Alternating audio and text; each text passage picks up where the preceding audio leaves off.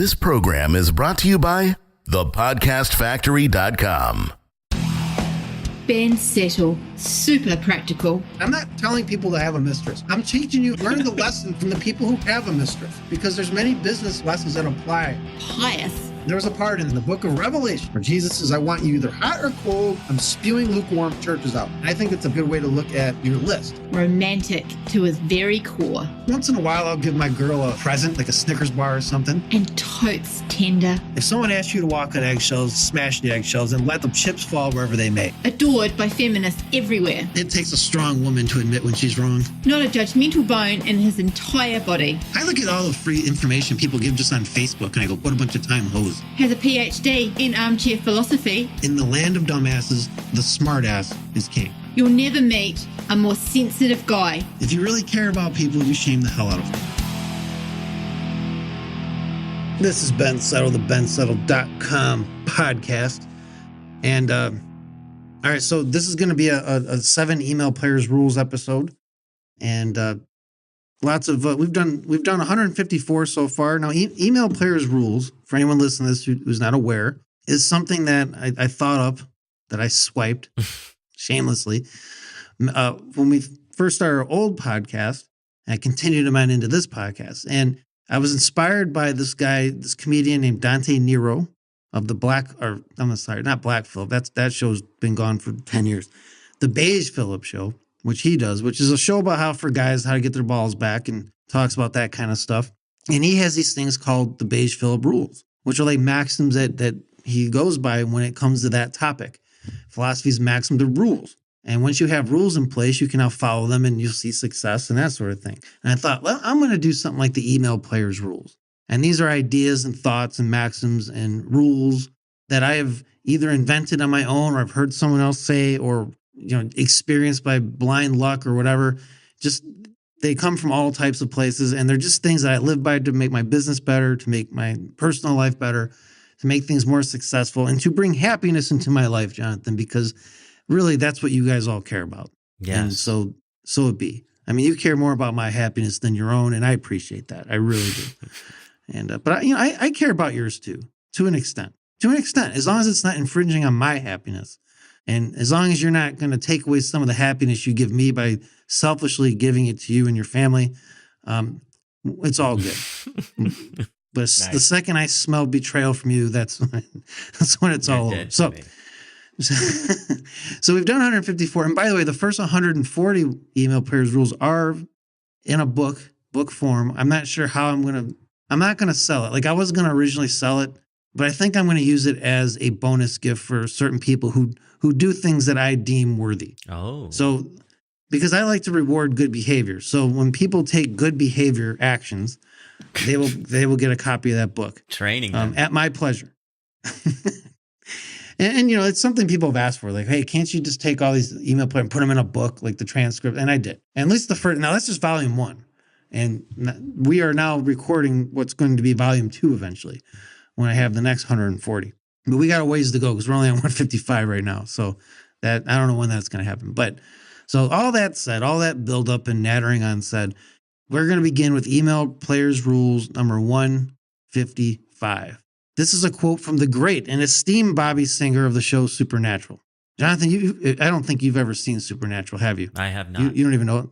Okay, well, he's one of my favorite characters on there.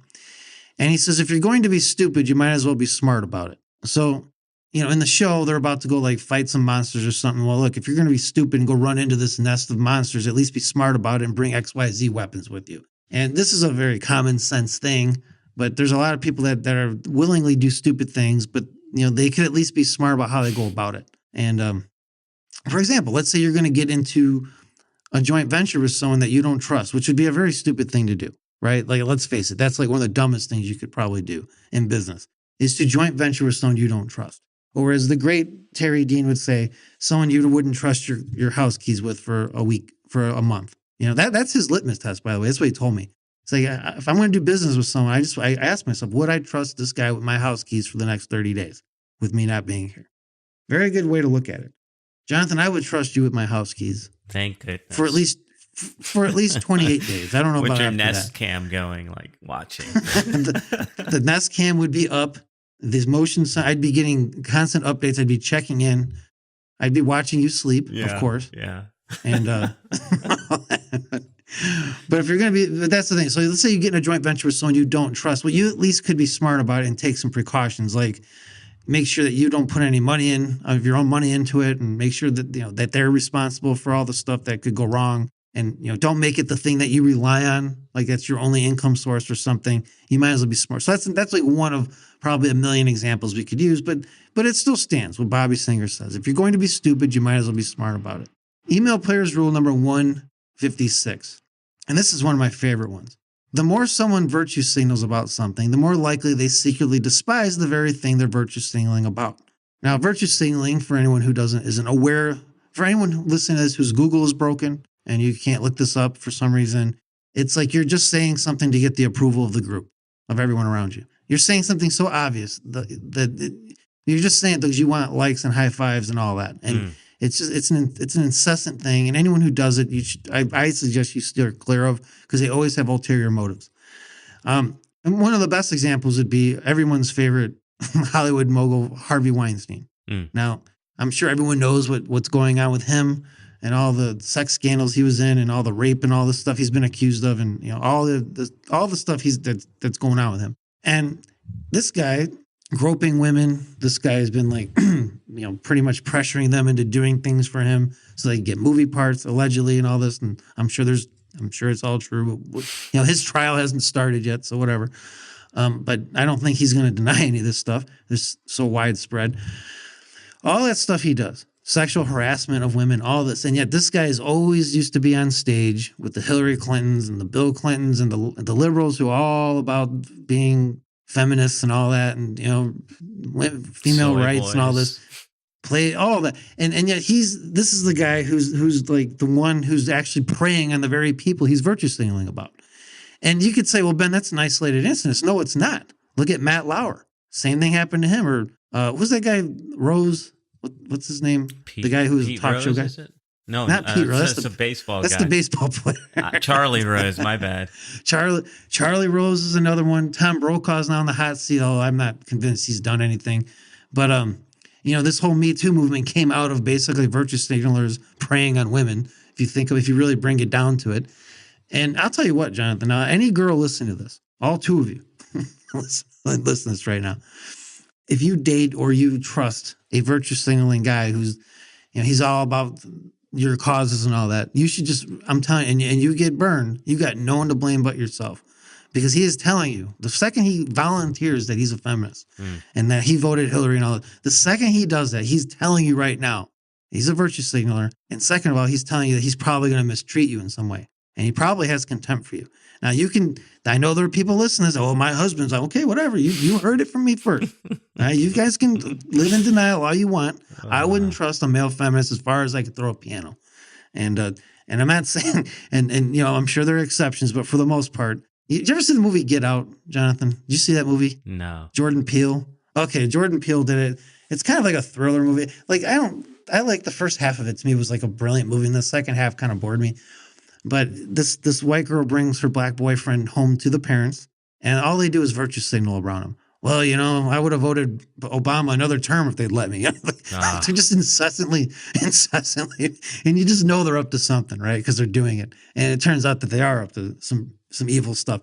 But that's my whole point. They are telling you, virtue signalers are signaling to you what they're about to do, and it ain't going to be virtuous. So hey, don't agree with me, don't listen, but you can't say you weren't warned. You now will have to take responsibility should something bad happen if you don't heed my advice. All right, moving on to email players rule number 157. And this is something I heard many years ago at an old MLM conference from this guy named Dale Maloney, who I believe has passed away since then, but he always had the best talks at these like MLM conferences. He was always like the guy who understood infotainment and everything. And he said 80% of people don't care about your problems, and the other 20% are glad you have them. Nice. Which I think is true. I think that's very true, Jonathan. I mean, whenever you see somebody complaining like on social media or something, you can bet that 80% of the people who are reading that are like, good. Yes. Like, good. Better you than me. Or even, yeah, you deserve it, So the whole point of this isn't just to crack a Dale Maloney joke. It's to let you know that complaining will get you no real sympathy. And taking action about your problems and doing something about them will. So I don't know whoever said this, but basically anybody who complains about a problem, whatever the problem might be, but has no solution is basically whining. And so there you are. So, 80% of people are glad they don't care about a whiner's problems. The other 20% are happy they have them. So there you go. And I will add something else to this, Jonathan. I just saw this on Twitter the other day. And I don't know who this guy is, Fateh Singh or something. That's how I'd say his name. I don't know. You have the notes in front of you. I don't know him. I don't even follow him, but somebody else retweeted him. And he said something very interesting. He said, nobody gives a fuck about you. Nobody owes you anything. Most will be jealous when you succeed. And you'll be shocked at who abandons you when you fail. People will let you down. Now, you look at that and you hear that, that's kind of nihilistic. But it's true. And you better, if you go in with that mindset, you're going to make much better decisions. You're not going to rely on people for what you need. You're not going to rely on anyone else's platform for your business. You're going to build your own email list. You're going to build your own audience. You're going to build your own products. You're going to do all the right things for all the right reasons because you're going in with a realistic mindset. The crabs will try to pull you into the bucket if you try to get out. That's just how it works. And once again, Jonathan, I'm telling everyone, they can fight me on this and, live in Pollyanna glasses land. But the reality is that's how people are. Even if they don't intend to be, and if they don't pose themselves that way, and even if they would deny that they are that way, a lot of human beings who don't have what you have are very jealous, and so be it. All right, on to the next one. Email players rule number 158. And this one probably won't, on the surface, mean anything without explanation, but all dogs flock to Zoe. Zoe being my long-suffering, aging, hot dog-shaped body dog, very introverted dog, very standoffish dog.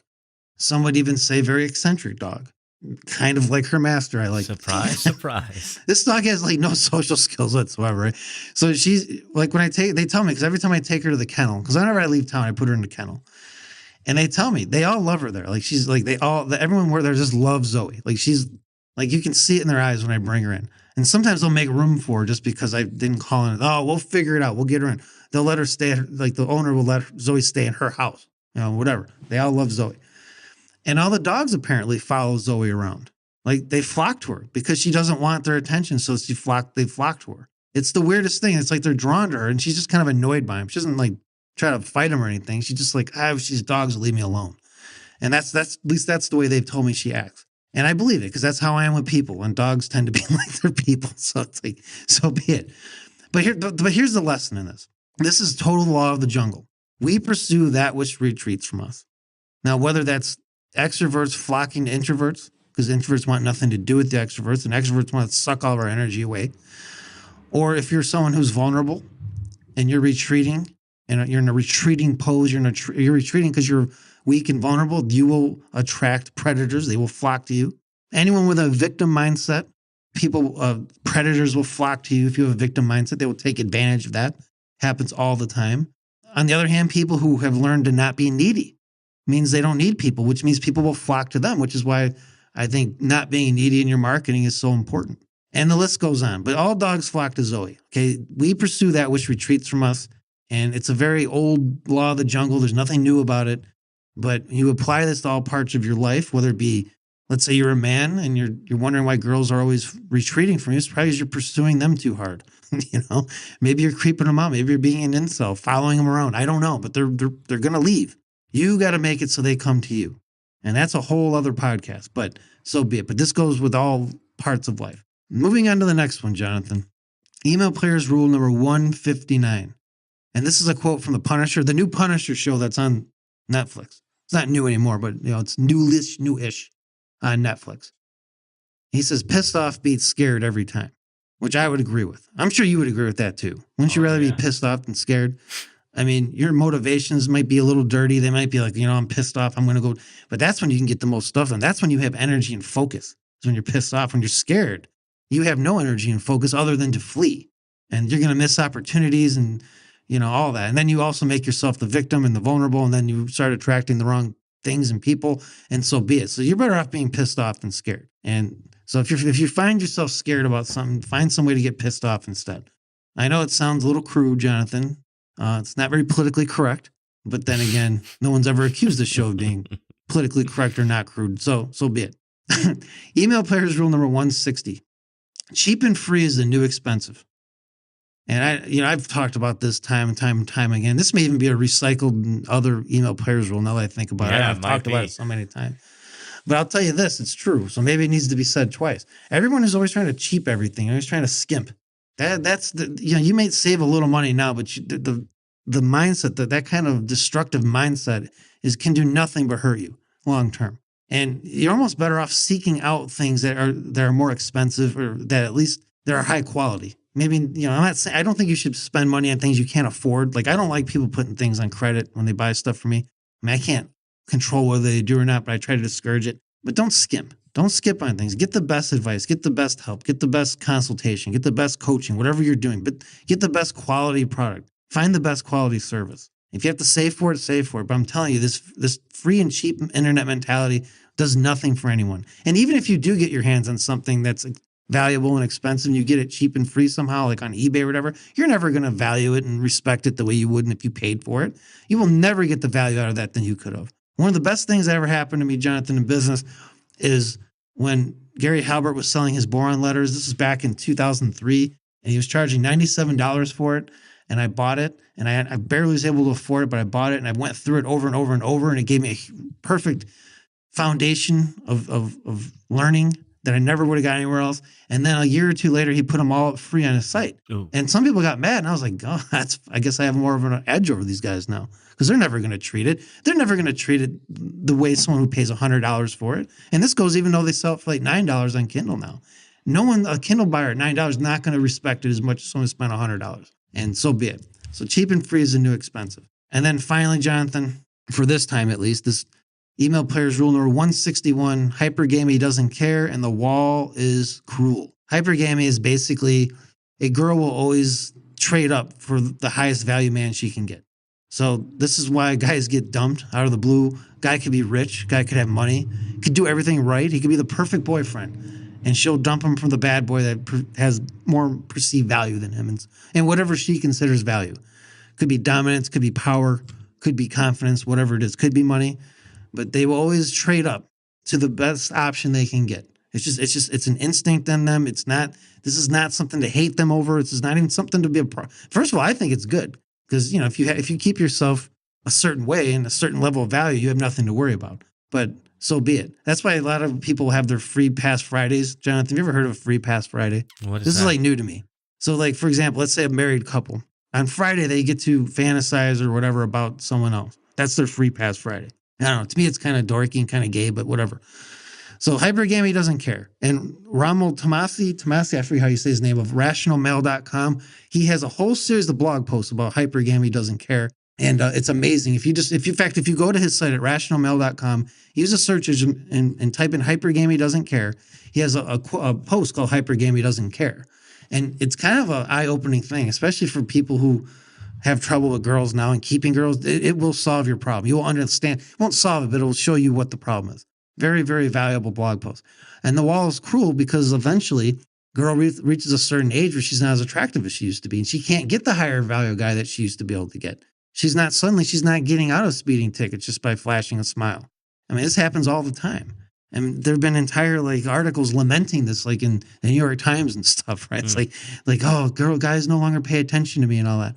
That's just what happens. The wall is cruel. Once they hit that wall, it is cruel. So girls, if you haven't hit the wall yet, if you're still relatively young in your 20s or whatever, early 30s, don't go passing the good guys up. I'm telling you, because there's going to come a time where they're going to say, well, I liked you before, but why would I want you now? You're kind of all washed dried up.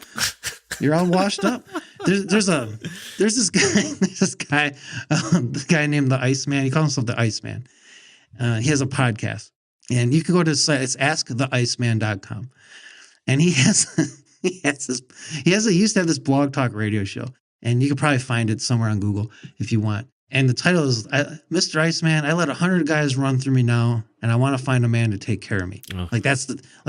Like they let themselves get completely abused and whatever, and now they're no longer valuable to the guys they want. And this stuff, this is where girls get mad at me and all that. But they need the medicine, Jonathan. They need, because their mothers and grandmothers obviously didn't tell them this. So I will do it. I will be Grandma El Bimbo, and I will tell them how it's supposed to be. So that's all I got for this time. Those are these 7 email rules. Next week, we're going to talk about something completely different, and it's going to be a movie-themed one, and I think it's going to be very valuable in and of itself. So that'll be next week. All right, that's a wrap for another bensettle.com podcast. You've been listening to the bensettle.com podcast. To download yourself a free issue of Ben's prestigious $97 per month email players newsletter, which is going to show you 24 ways to write emails people eagerly read, click, and buy from, head on over to www.bensettle.com. Well, off you go. You know it makes sense. This is the podcastfactory.com.